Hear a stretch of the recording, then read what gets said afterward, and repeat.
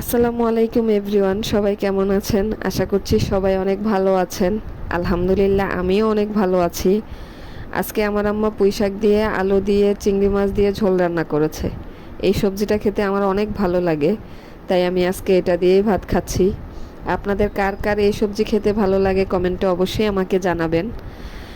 আমি আসলে এই ভিডিওটা করছি এজন্য, আজকে বেশ কয়েকদিন যাবৎ ফেসবুকে আমি যখনই ঢুকি তখনই একটা ভিডিও চোখের সামনে চলে আসে। ভিডিওটা হচ্ছে রাজশাহীর কোনো একটা স্টেশনে একটা বৃদ্ধ লোক নিজের জীবন নিজেই দিয়ে দিয়েছেন। তো এই ভিডিওটা দেখে আমরা কমেন্টে নানান রকমের কথা বলেছি ওনার পরিবার সম্পর্কে। যেমন ওনার ছেলে মেয়ে সম্পর্কে আমরা বলেছি ছেলে মেয়ে হয়তো ওনার জন্য কোনো কিছু করছে না, বা ছেলে মেয়ে হয়তো ওনাকে কষ্ট দিয়েছে, ওনার স্ত্রী হয়তো ওনাকে কষ্ট দিয়েছে। আসলে এগুলো কি ঠিক? আমরা কি জেনে এই কমেন্টগুলো করেছি? একটা পরিবারের মধ্যে কি সমস্যা হয় সেটা কি আমরা জানি? একটা ভিডিও দেখেই আমরা ওই লোকের পরিবারের সম্পর্কে নানান রকমের কমেন্ট করে ফেলেছি। কেউ পজিটিভ কমেন্ট কেউ করেনি, সবাই নেগেটিভ কমেন্টই করেছি। কিন্তু আসলে এগুলো ঠিক না। আমি যতটুকু শুনেছি ওই লোকের নাকি অনেক ঋণ ছিল, ঋণের কারণে হয়তো উনি এই কাজটা করেছে। যাই হোক, আমিও এটা শুনেছি, পুরোপুরি জানি না। না জেনে কারোর সম্পর্কে কমেন্ট করা উচিত না। যেমন ধরেন এখন আমরা কমেন্ট করে ফেলেছি,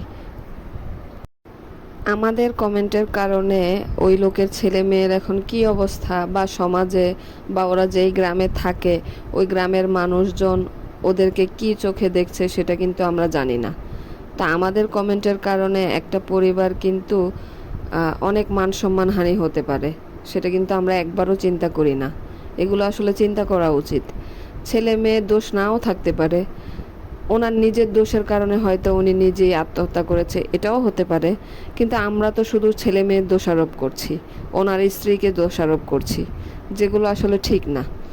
তো আমার আসলে ভিডিওটা করার মূল কারণ হচ্ছে আমরা কারো সম্পর্কে না জেনে, কোনো পরিবারের সম্পর্কে না জেনে যেন কমেন্ট না করি।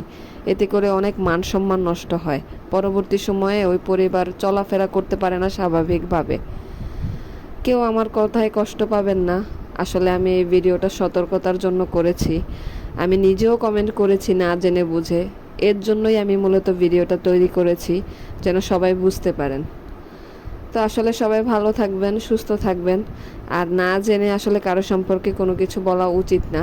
এদিকে আমাদের আসলে খেয়াল রাখা উচিত যে পরবর্তী সময়ে সবার ক্ষতি হতে পারে আমাদের কমেন্টের কারণে। এখন ভাইরালের যুগ, এটা সবার মাথায় রাখা উচিত। আল্লাহ হাফেজ।